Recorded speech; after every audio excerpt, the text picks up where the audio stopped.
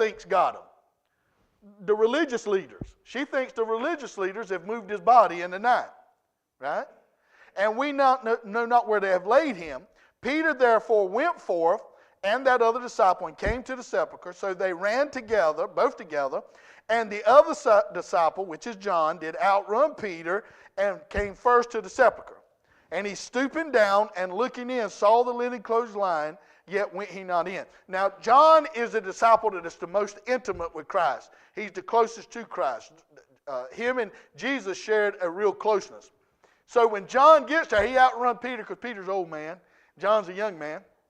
So to get there, he looks in and he sees the grave clothes. Now, he knows how he's wound up because that was a tradition of the Jews. He knows how he was wound up and he knows how the headpiece is separate, right?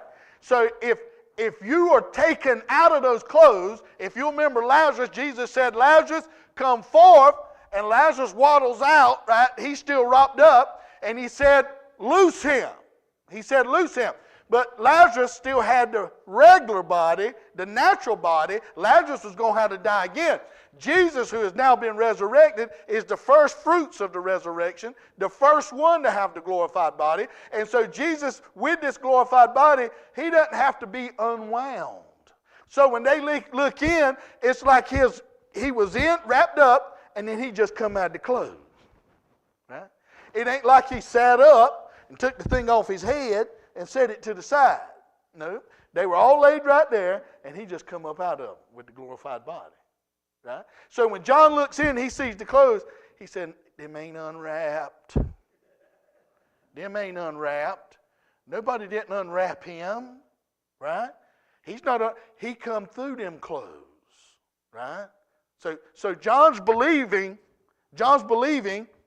what he's seeing. Right? And so here comes Simon Peter following him and went into the sepulchre. You know how Simon Peter is. He just gets involved. He went into the sepulchre and seeth the linen clothes lie, and the napkin that was about his head not wound with the linen clothes, but wrapped together and placed by itself. Then went in also the other disciple, which came first to the sepulchre, and he saw and he believed. Peter, look yonder. They ain't unwrapped him, son. They didn't unwrap him. His clothes is laying right there. What he was wrapped in still right there. For as yet they knew not the Scripture. Now Jesus had told them what was going to occur, right? They couldn't grasp it. Why couldn't they grasp it? Closed mind, closed heart. It's hard to gravitate in faith. They believed him to be the Messiah, the one that was going to change everything. Well, he did change everything. He's still changing everything, and he's still going to change everything. Right? But he came to seek and save that was lost. They couldn't gravitate it. He weren't the Jesus that was saving everybody. He was just a Jewish Messiah to them at that point. After this resurrection, they're going to understand he came to seek and save the lost. He came to die for all mankind. He came to make it possible that everybody could be forgiven and go to heaven. They hadn't got to that point yet. Then the disciples went away again to their own house. Now, if you would, flip over with me to Matthew chapter 28. I like this account, but I want to suggest to you that you go back and read all the accounts. Here in Matthew 28, Dr. Schofield actually gives you a list of the way things went.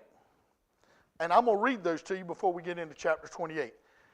The notes in the bottom of the Schofield Bible. The order of events combining the four narratives is as follows. 3 women, Mary Magdalene, Mary the mother of James, and Salome, start to the sepulchre, followed by other women bearing spices. The 3 find the stone rolled away, and Mary Magdalene goes to tell the disciples. Mary, the mother of James and Joseph, draws nearer to the tomb and sees the angel of the Lord. She goes back to meet the other women, following with the spices. Meanwhile, Peter and John, warned by Mary, arrive, look in, go away. Mary Magdalene returns weeping, seeing the 2 angels, then Jesus, and goes as he bade her to tell the disciples. Mary, mother of James and Joseph, meanwhile, has met the women with the spices returning with them. They see the 2 angels.